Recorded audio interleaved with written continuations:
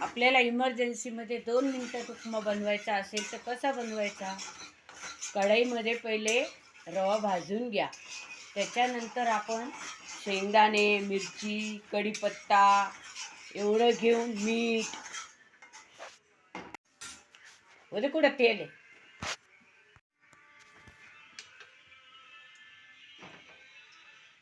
एक कढई घेऊन त्या 2 पळी तेल टाकून आता हरी मिरच्या, कढीपत्ता आणि शेंगदाणे एवढं टाकून आपण पहिले फ्राय करणार आहोत. हे सगळं फ्राय करून आपण त्याच्यानंतर त्याच्यात रवा टाकू आणि हा कितीही दिवस ठेवला तरी खराब होत नाही. आपल्याला इमर्जन्सीमध्ये कुठेही गावाला जायचे असेल, हे घेऊन गेलो संग तरी चालेल. तिथे फक्त आपल्या त्याच्यात गरम पाणी टाकायचे. आपला उपमा तयार.